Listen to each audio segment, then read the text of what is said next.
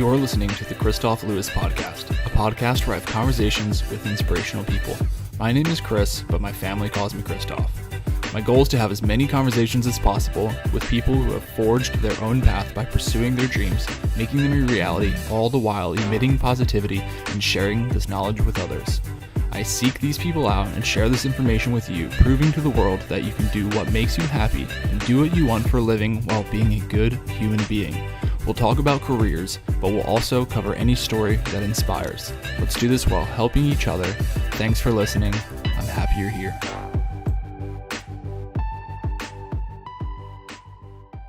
Hey, what's going on, everybody? Welcome to conversation number 33 of the Kristof Lewis podcast, where I have conversations with amazingly inspirational people, and today is nothing short of that. Conversation number 33 sees us breaking out into whole new horizons into the UFC with the first UFC Cutwoman in history, the one and only, the great Swayze Valentine. She is here with us today, and I was blown away by this conversation. She is beyond inspirational. She is the epitome of what this channel stands for. Going out there, there is nobody else doing what she is doing. She went out there and she is doing it. She did not take no for an answer. She did not do it overnight. She worked her ass off to do what she wanted, and there wasn't even an option to do it. She made it herself. This is incredible.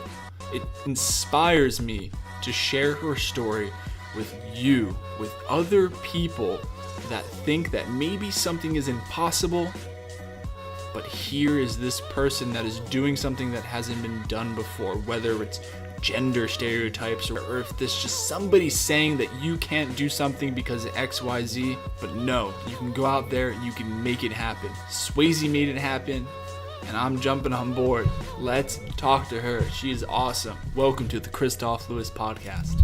Thank you for having me. Appreciate it.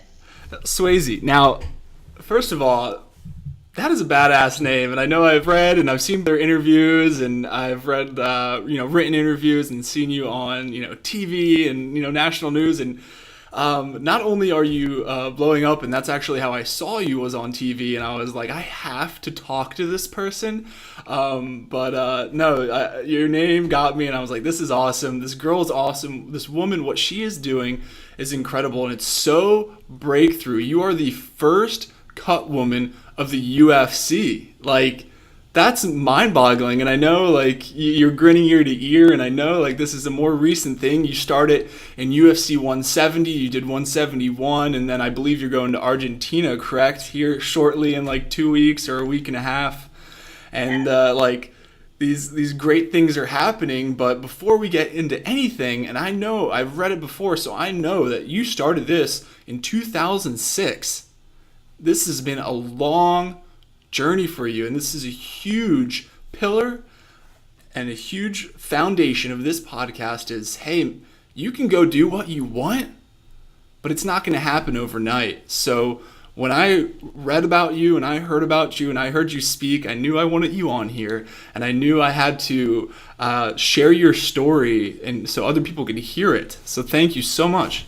Gosh, thank you so much. So important. For no matter how far your dream may feel like it's unattainable, or that maybe you just can't do it because it's like what men do or what women do. And it's just, I'm so thankful to have all these different platforms to, share my story. So give other people inspiration and hope to know that they can still do what they love to do. Yeah, absolutely. And I mean, it's huge breaking out, and being a woman in that. And the UFC is obviously, it's been huge male dominant, but of course it's hugely female dominant in recent years too. I mean, there's a lot of stuff happening there, so that's nothing to take away from. But being the very first Cutwoman, I mean, that's great. One of the things I wanted to say is, I think, and for obvious reasons, it's a huge breakthrough for a woman to do that. But what I want to make note is I want to show people, like I was kind of saying in the introduction, is not only for women, but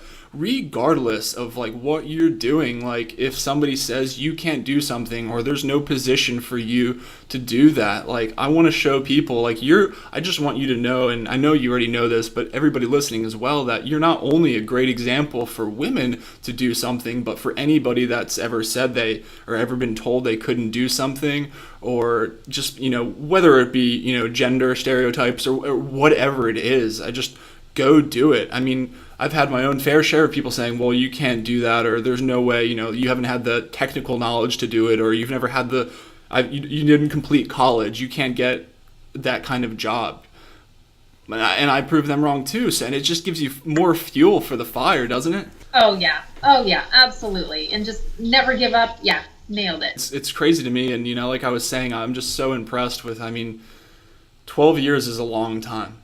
And I mean, you probably say as much as I would say is that when you do something that you really enjoy, 12 years, yes, it's a long time, but at the same time, you enjoy doing it the whole entire time. Yeah, exactly. It's been an insane journey. I've loved every second of it, even the negative. I mean, this whole journey, it made me so much as a person. I mean, all the trials and tribulations through, it's like, holy cow, I can handle anything. Been through everything, I can handle anything. And I'm mostly so grateful for that and those life experiences. It is just, I've grown to a completely stronger woman, and that's just been so important in so many aspects of my life. So absolutely. It just, a lot of people are like, oh, this happened and that happened. It's like, I am more thankful almost for the negative that's happened than the positive.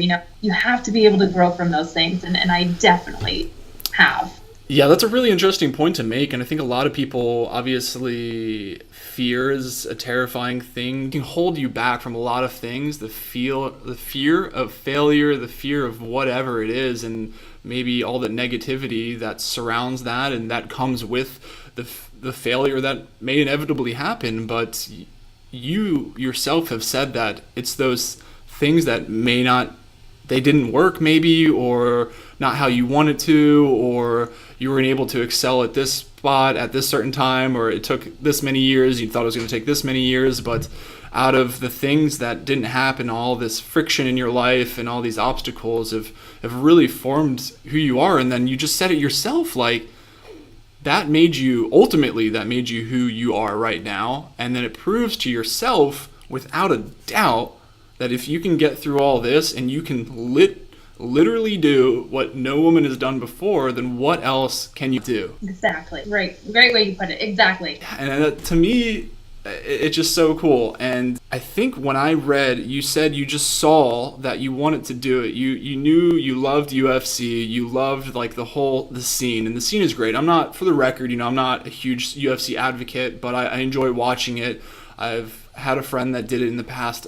I loved watching him fight, and I think it's great. If I was to pick like a fighting sport, without a doubt, it would be MMA, above boxing, above anything else. I love it because it's all encompassing and the energy is unreal, and I'm sure more than anybody you could probably speak for when you're in the octagon, and the energy's got to be unreal. And especially, for anybody that doesn't know, I guess we should say what a cut man or a cut woman is.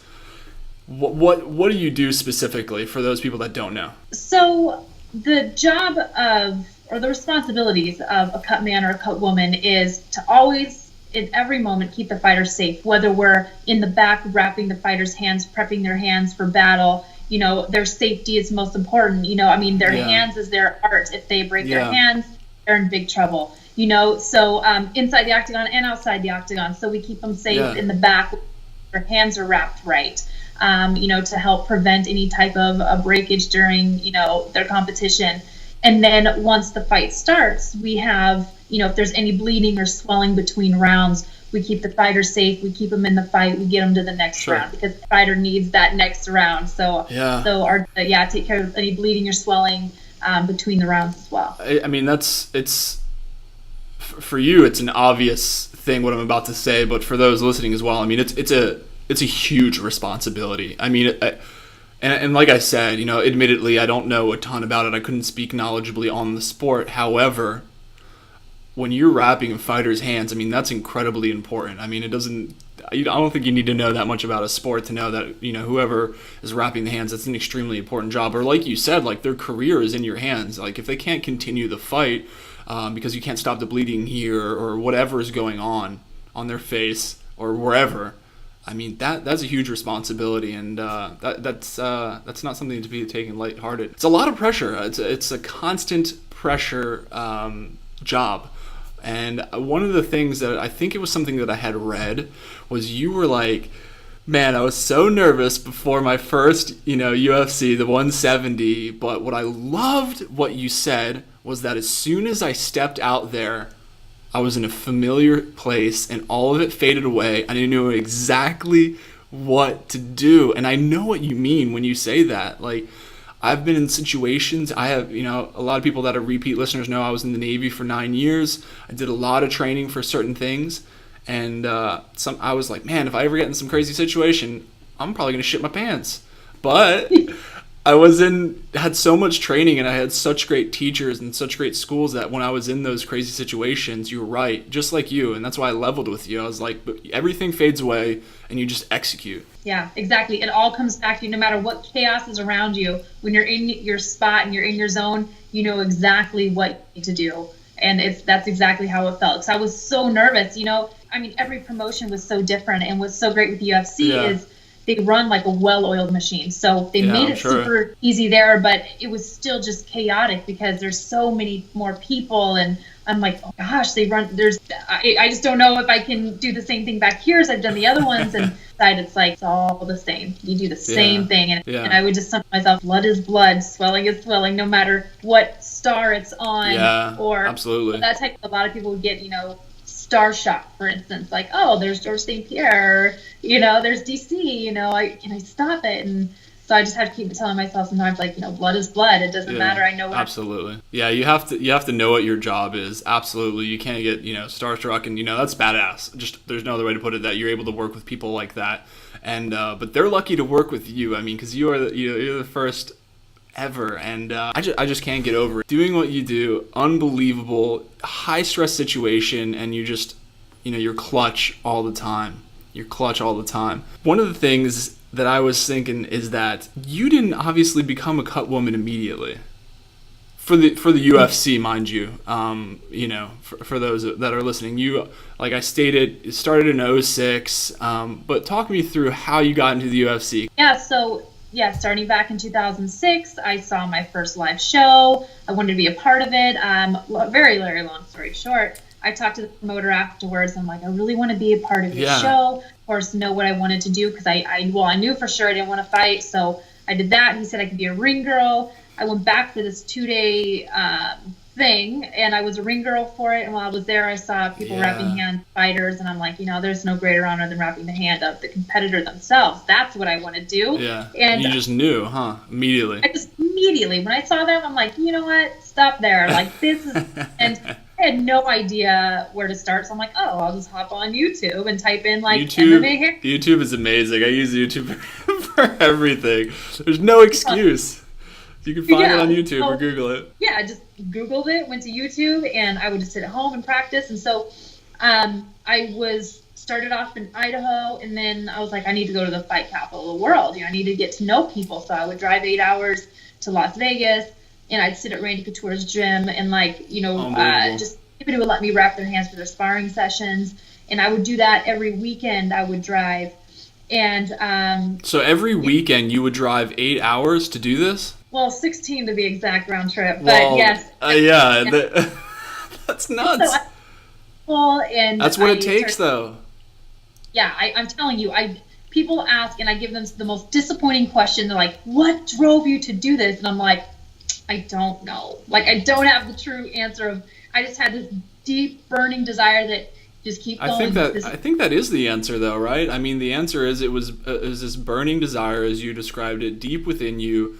You knew the first time you saw, you did the ring girl thing, and I love that you did what you had to do to, like, essentially, get your foot in the door because you knew you just wanted to be there. It reminds me of a lot of really successful people that I've talked to that did whatever they had to do to get in there because they knew they wanted to be surrounded by those people. And then you're driving 16-hour round trips every weekend to do that. And that's not even like, you're a mother of two. And that's like, this is no easy task by itself. And then you're raising two kids. Like, the fact, like, all of these things that I've said already, I mean, it's just rapid fire. Like, you did what you had to do to get your foot in the door. You didn't even care. Like, you didn't want to be, you didn't know immediately, but you knew immediately after doing it, it wasn't for you. And that's fine. It just wasn't for you. But then you're like, all right, I want to do this. So then you like laser focused on that. And then you're like, well, I have to drive, 16-hour round trips. So I'm going to do that. And, people may ask you, and I'm sure you'll continue to get interviewed in podcast after podcast or whoever. But I firmly believe, and who am I, but I think you did know deep inside, and I think that answer that you gave me and you've given others is a great answer, that you may not be able to put it into words always, and I think that's fine, because maybe there are no words that are great enough to describe the passion that was burning within you about what you wanted to do. And ultimately you're doing what you love, so that's all that matters. Yeah, exactly. And that's the thing, is I just loved it, and I didn't get paid for many years. I think my first paid gig was when I went pro with WSOF back in 2013, maybe 2012. Yeah. That was my first paid show. So for 6 years, I just loved doing what I did. And I didn't even do the cut side for 4.5, 5 years until I even knew that was even a responsibility of a cutman or a cutwoman. I didn't know the responsibilities. Yeah. All I knew at that time was I loved wrapping the hands of a fighter, care of them, and just being that person that they trust to, like, with their career. I'm like, they're giving me this honor of wrapping their hands. That's huge. That's where it starts, And so I just loved wrapping hands and being in the environment. So that's where I started. And then when I worked my first amateur show, of course for free, because you don't get paid for these things. That's an important thing to note, though. I mean, people are like, well, and that's the crazy thing, is like, not only was it 12 years, but it was, you didn't get paid till, I think, what did you just say, 2013? Ish, yeah. I mean, that's years later, and I just don't want to take that lightly, and I know you don't take it lightly, because that's tough. I mean, but one, you're doing something you love, but at the same time, you don't get paid. And again, I can see, eye to eye with you. I love this podcast, but I don't get paid for the podcast, but I'm going to do it regardless. Like, it's super fun. I love meeting people like you and sharing your stories. So I totally, that resonates hugely with me. Yeah. So it's just like, and then I learned the cut side of it. I'm like, whoa, wait a minute. There's more that I can do. Like, I have more. Yes. There and like, give me the next round. And like you brought up before, like, I thrive in a stressful environment, like Good. Of, fight day and like the lights and just the pure pressure that I have on me of like, can she do it? Can she get another round? Hell yeah. Stop, like, thrive on that. So a lot of people would find, that stressful, and it is stressful, but for me, it's all positive stress. And I'm like, ooh, I love that. I love positive stress. Yeah. It's like, I'm going to show you that I can do it just as good as you, if not possibly better, but it may support us if I also have some people that don't support me, and that's okay. But those people also keep me going, because I'm not going to let someone, tell me that I can't do something, or I can't necessarily do it as well as someone else. I remember specifically, I was at Ranch Gym, and I was still working my amateur shows, and there was this physical therapist that was there, and I was friends with a few of the other ones, so we were just chatting, waiting for pro practice to start. And this gentleman, he was like, and who is she? Just making conversation. He's like, oh, this is going to be, UFC's first Cutwoman someday. And he goes, huh, yeah, right. Good luck. Oh, man. And I stay. I'm like, you know what? I remember you. You're one of the people that kept me going.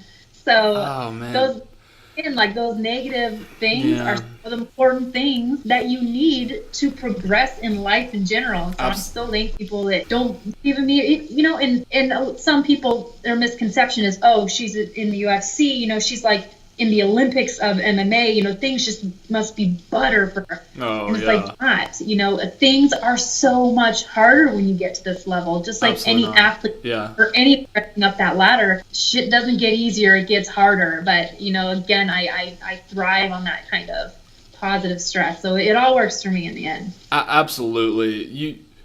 There's always, if I've learned, I mean, I've learned a lot of things since I started this podcast, but I've also learned that there, unfortunately, is more than likely always going to be some type of negativity, and you have to embrace it. You don't have to necessarily, or obviously, subscribe to that, but maybe use it like you did to fuel your fire even more. Or me, Right. I analyze it, for like the podcast at least, and I'm like, well, maybe can I indeed make this better or make that better? But regardless of what you're doing and what kind of negative feedback you may get, to be able to like turn it around and use it for good is, I think, something that you have to do. You definitely can't sit there and just like be like, oh man, he said I can't be the first Cutwoman. And just get all down on yourself, because obviously that's not going to do anything for you at all. And if your mind's not right and you start doubting yourself, I mean, they can doubt you all they want, but if you start doubting yourself, then you're not going to do it, right? And I love that you said like the good, what did you say, like the good negative, or the good stress? The good stress, because I've talked about that too, and that's why I'm like, I knew I have the right person on the podcast right now, because I've talked about like forging stress in your life that's not like naturally occurring stress. It almost sounds like a science project right now. Making stress, changing careers, like that could be stress that, well, you didn't have to change careers necessarily, but you want to better yourself, so it's going to be stressful, but you put yourself in that situation, so it's stressful, but you did it. So it's the same thing that you've described for yourself. This is good stress because you knew you wanted to do this. It literally had never been done before, but you're going to do it regardless. And then, you've given examples of people saying you couldn't do it, which I can imagine is super tough, like really tough to hear. And it's super frustrating because how much work, every like blood, sweat, tears that you've put in. I'm sure of it, over the years, year after year. I'm sure there were nights that you're like, man, can I? But there was one. There was more than a few. There was several times. I mean, even being like in UFC. UFC is wonderful and great, and I love the colleagues I work for. Yeah. But there's a lot of hard times, and a few shows back, I even at one point started to tell, because you still have those naysayers. Yeah. I still have people that I have to that I strive to gain respect. To get their respect, Sure. And I may never get that, and it's hard. I'm a fixer. That's who I am. I want to fix people. I want to fix the situation. I want to make everything better. And one thing that's still difficult is I can't make everyone like me, no matter how nice or sweet I am. And there was a recent show that I was sitting in the cut room, and I'm like, you know what? Maybe I should just stop. Nothing was going right. It was so rough. I said, even though you're at the pinnacle, shit's still hard, and it's still a lot of stuff I struggle with. And to be honest, there's still people that get in my head, and I go to a room and I just decompress. Yeah. And you know what? That's exactly what this person wanted me to do, was break down and give up, quit. And I'm not going to do it. I'm not going to do it. And I think about something that stays with me for the hard times too. Ronda Rousey gave me excellent advice once. And I know I've said this in a lot of interviews, but it's something that really does get me through. She's like, don't you ever let anyone make you feel like you don't deserve to be there. And that should pertain to anyone in any situation. Absolutely. Don't let anyone make you feel like you don't belong where you are, because you do. And don't let anyone make you believe that you don't belong there. Yeah. And that's me going. But yeah, I still get those down days of like, man, I should just give up, or maybe I should just. It's tough. We're human, though. I think that's natural. I think you do have to have the confidence within yourself, and you clearly do, or you wouldn't have gotten this far. But like I said, we're human. I have those tendencies as well to think negatively of myself. I'm working really hard at it, so I definitely understand how that can happen, even as you are actually progressing through your career. In your instance, where you could see like, well, I was doing amateur and now I'm doing UFC, and you can physically see that you are progressing in your career, and you can still, as you've said, kind of think like, well, should I? I mean, and it's just crazy that the mind can do that. That you can like actually be making these huge career steps, and your mind can still be doubting yourself, but then you obviously have the power to be able to get in there and be like, no, I know that thought initially came to my head, but I am choosing not to listen to that thought. And that's a very important thing to say. Yeah, it's so important because, like you said, we're human. Yeah. We have these, instinctual things that go on, and it's just a natural emotion to where negative hurts you. Negative hurt anybody. I don't care who you are, whether they show it or they don't. Negative vibes, negative words, that does hurt people. But you just have to be strong enough to be like, you know what? I must be doing something right if I got people pissed off at me. Yeah, like that is such a good point. Like, you have to be doing something right. And like I said, I think you're always gonna have the haters. Like, oh my God, I think it comes up all the time, and that sucks for them. It sucks for those people. Like, I'm sorry for you. And I think a huge part of that reason is because they can't do something themselves, and they want to drag people down to their level because they didn't maybe have the guts to do something themselves, or like, there's no way she can do it, or there's no way he can go do that, or whoever the hell it is, like, just because they couldn't do it. And I don't know, I may be talking out my ass, that might not be true, but I think for the most part, like, who are you to talk badly about somebody and say that they cannot do something when you have nothing to do with them? And I think that gives all the more reason of, well, since I've just described this person, that person definitely shouldn't affect the outcome of your life and your career and whatever you choose to do. Yeah, no, 100%. And that's so true. It's harder to deal with the negative people or the negative things, but if you just turn it into a positive and make it a growing point, like, you're just going to come out of it so much stronger. And Absolutely. then more and more less things are going to affect you as negatively. And it really helps you outside of your, just your professional life. It helps you personally. Like, there's so many negative things happening, when it's like, you know what, but those negative things are helping you grow so you can handle everything. And they're just like they say, the failures are just as important as the successes. And that's 100% couldn't have been more true. No, and then again, you're absolutely right about that. It's not just career based. It's what who you are in your personal life and who you are in your career life. It's all intertwined. Like, if you're a positive person and you're a go-getter at work, more than likely you're a positive person and you're a go-getter in your personal life, with your friends, with your family, with your children, your spouse, whoever it is. And I think, and I would firmly say that that's why you should strive to be a positive person. Because number one, I think when you are emitting this positivity or negativity, of course, you've all heard everybody say, if you admit this is what's going to be reciprocated to you. And it's not even just because you want to have positivity reciprocated to you. I mean, why not? But you want to be good to be good, right? And you want all of those things. So it's just, you're right. It's all intertwined. And another thing you've said is it helps you just be a better person outside, right? So we've just said that, but at the same time, I think a very important life skill is to be able to talk to people like you are, and we are having a conversation here, and of course you got to talk to a lot of people at your work right there. And I know, again, you've moved around a lot as a child. I've seen that a lot, and you were always going around and meeting new people and being in new situations, and that's got to have helped you talk to people, when you meet a new stranger, how to talk to them and have personal skills. Because I'm a huge advocate of, self-education and actually knowing how to talk to people and carry on a conversation. Being in such a situation as a child, and you were moving around so much and being in those situations, it had to help form and shape who you are today. Oh yeah. Oh my gosh. I moved around so much. I think too that kind of negatively worked with me because I get bored really easy.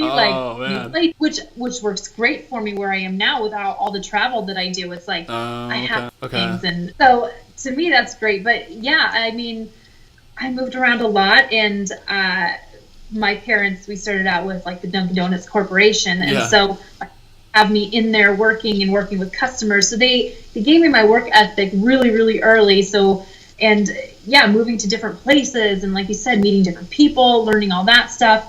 Yeah, I mean, it was great being able to move to a lot of places. But on the other hand, like, I get bored with things easily. I'm like, okay, I'll move on.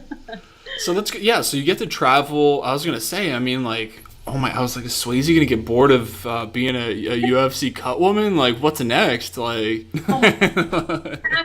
Passion, and when you find it, you're yeah, with it. It's with your life. No, I mean, whether it be UFC or whomever it is, I'm always going to love it. It's going to be my passion. yeah, I've been doing extra little projects on the side, which have been so much fun because it's given me yeah. other opportunities to like dabble in things I never thought I'd be a part of. You know, I got to play myself in the hit drama series Kingdom with Nick Jonas and Frank Grillo. I was Oh in wow. 3 seasons of that.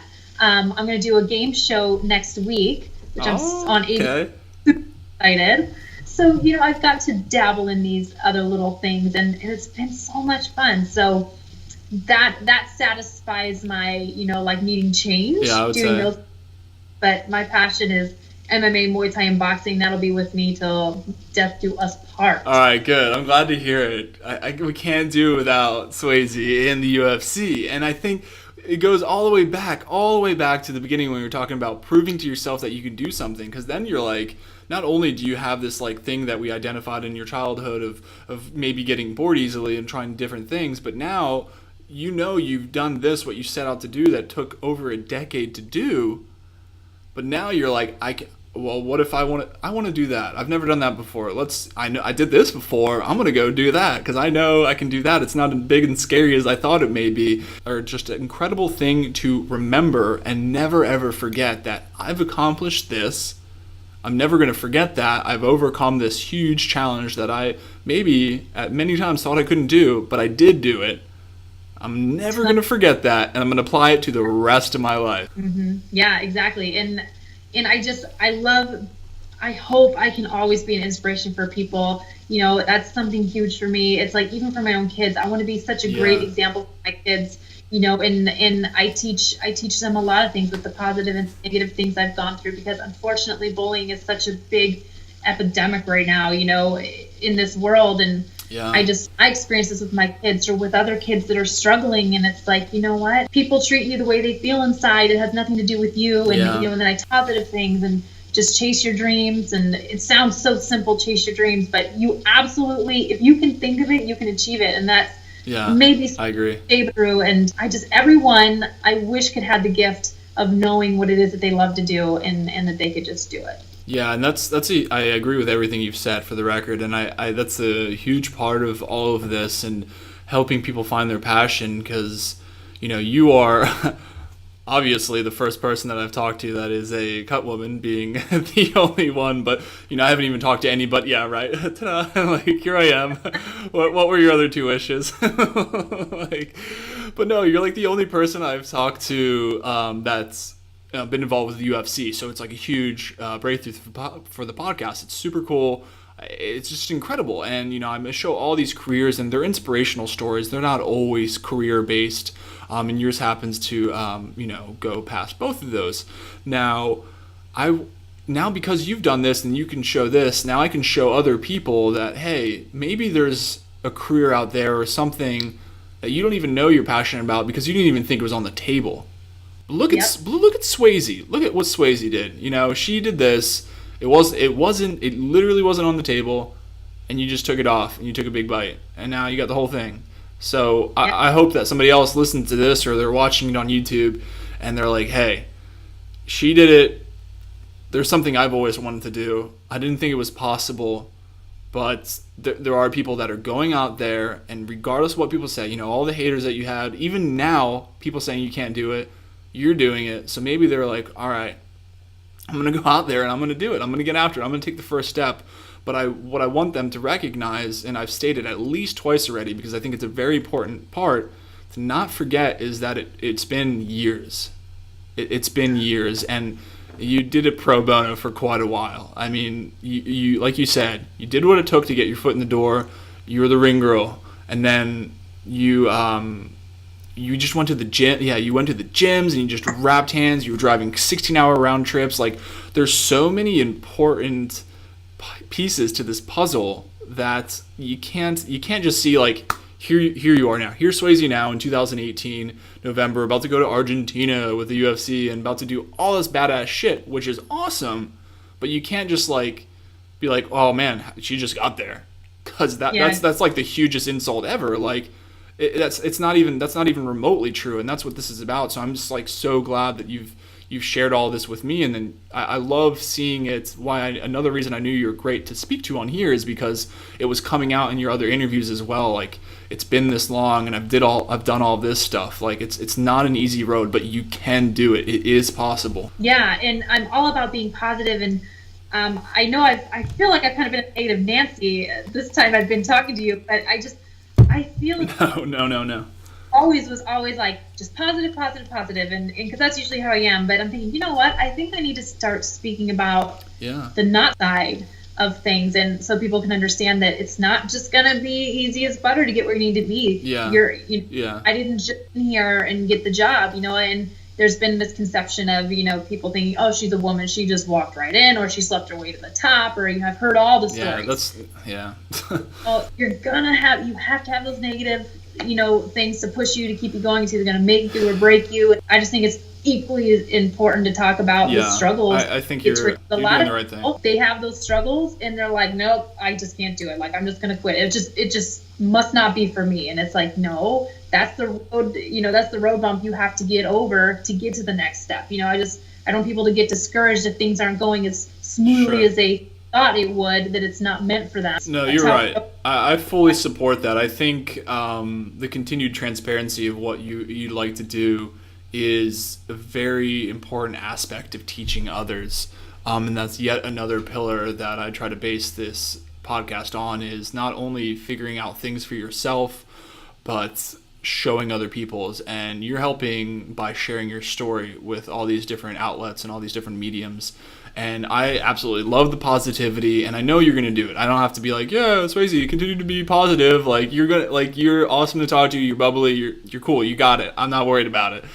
But I think you're doing the absolute right thing with being transparent. I try to be transparent in my life. Like, I want to see, like, I'm not just, I don't have that many people that are watching the podcast, but if and when, I should say when, I promise not to talk badly about myself. I just had this conversation, but like with somebody else. I was talking to Shauna Frigno. She's like, stop talking bad about yourself. I was like, I can't. Anyways, I want to be like, hey, I didn't just start here. Here's literally my track record of, 100 conversations. This is number 33. These are all the conversations that I've done. The transparency is good. It shows that very rarely do people just get handed them, the silver spoon. I get it, it happens, but more times than not, people work their ass off for it. So that's what you've done. I would encourage you're thinking the right thing when you say, I want to show this transparency. I'm all for it. I'm trying to do that here, and people need to know that, because they don't need to see, or they do need to see, like, celebrate your victories. Absolutely 100%, with your positivity, but also talk about all the other things. But no, I know you're going to continue to be transparent no matter what. I know you're going to continue to be positive no matter what, and I fully support that. It's incredible, and I like that you're thinking about that, because obviously people are listening and watching and reading everything, who you're talking to throughout all of these interviews and articles and podcasts. So it's important, and I know it can be tough to be transparent, because a lot of people maybe don't want to talk about or hear about the negativity, and they just want to hear about the success stories. But like I was saying 2 seconds ago, like, I always want to be the example of, it's just not a smooth transition. It's never, because that's not life. We all know life is, like, super difficult. There's a lot of bad shit that happens. So when things are going right for ourselves, we should talk about them, and we should celebrate our victories, as I was saying, but at the same time be like, hey, these are all the things that went wrong, and I would like to teach you about how I went through this and maybe help you. A lot of people don't want to feel alone. You know what I mean? Like, oh my gosh, I'm the only one. Did you, I know you talked about it being tough, being in the octagon and having to work with these people that may or may not trust you at the beginning. Now, do you have to, like, gain the respect of anybody, or how did you, I know you said it yourself, you worked hard, you worked your butt off, but I feel like, and again, I relate a lot of things to myself, because I'm trying to put myself in your shoes and see how it was for me, but I've been in positions where I had to prove myself as well, to be like, I was the go-to guy for certain things, and I guess you just were like, I'm going to work as hard as I can, and I'm going to prove to them, right? Like physically show them that I can do it, right? Yeah, and I still, even being in the UFC, there's still people that don't want me to wrap their hands, or there's a lot of less trust, and I'm always more willing to do that because I want their trust. That's so important to me. I will never stop working to earn everyone's trust that I work with, but a lot harder for some people. I still have some of those people that aren't ready to, and those are the ones that I will never stop working for. So I still deal with it today. Yeah, it's we've touched on it. It's always going to happen. It's extremely difficult, but like we've said, you just all you can do is you do what you can do, and you do it as well as you can do it, and you go in there and you just clear all the clutter and the BS out of your head, and you just make it happen. You've clearly made it happen, and it's incredible to see like to where you go from here. And I know you may not. I mean, sometimes you just got to enjoy where you've gotten to, right? I think, and people may ask you like, well, what's next, or where are you going to go next? Well, maybe sometimes it's like, if you've gotten to where you want to go, maybe you just need to, relish in the fact that you've gotten there. Exactly. Like we were saying, I think having a transparent mind is very good as well, and having negative things that push you as well is very good too, because negative things are inevitably going to happen to you. It happens all too often sometimes, and that's just the cards are dealt, right? So I think what really helps define a person is how are you going to react to those situations, and then like what good are you going to see in those situations, and then like you're talking about having that transparency is very important because you want to show people, like especially if you're going to continue to tell your story, you want to be like, well, my story just wasn't all roses and rainbows, and bad stuff happens too, but this is how I got over it. Yeah, exactly. I mean, you have to have that negative. That's what you learn. That's in this industry or in many different things. Once you need those negative things to kind of keep you on your toes and make sure you're doing your best and stuff like that. So yeah. Absolutely, yeah, and it's tough, and I think one of the toughest parts about that is it's easier for you and I to look at each other and talk about that like that.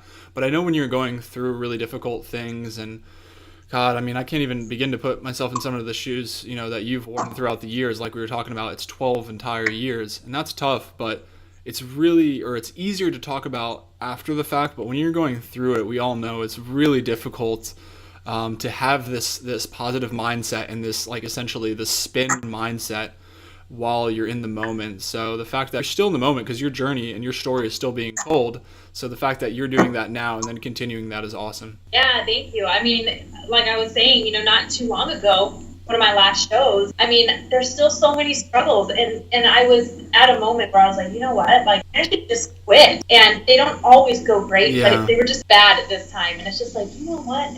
And I really questioned it, and then I got home, and I'm like, you know what? Nope, I'm not going to let anyone, again, make me feel like I don't care. I don't care who you are. I don't care if you're my colleague next to the same thing, or boss, or whatever it may be. Well, Swayze, we're going to have to, I know you have so many things going on in your life right now. I mean, you're going to, like we said, Argentina soon. You're doing recordings, and new shows, and you're doing so many things, wonderful things. And I would absolutely love touch base with you in a few months or a year and see, I mean, I'm going to continue, seeing your journey, but I'd like to have you on the podcast again and like catch up with you and see how things are going for you again. And then I think you'll have because like I said, your story's still unfolding. So to be able to like tell the next part of the story always, I think is a very exciting thing. So as always, I'm so thankful of people's time that come on the podcast. And I know just you're so busy, you're raising 2 kids, and like it's bonkers nuts, and I get it, it's crazy over here too. So for us to be able to align and get this recording done is amazing. So thank you. Oh, thank you so much. Yeah. So what's the best place for people to find you? Is it Facebook or Instagram or? I'm more on Instagram, Swayze Valentine, but I check them all, so Twitter, Facebook, any of them. And I'll get back to you for sure. Yeah, absolutely. So we'll definitely, include that in the summary, and we'll make sure they follow your journey as well, because it's pretty incredible. I mean, you're literally, as we've said, blazing the path that something has never been done before. So for you to be on here, give me your time, and for me to learn from you and share your story again is something I'm very thankful for. So thank you. Yeah, I appreciate it. All right, Swayze, we'll see you. Thank you. We'll see you later.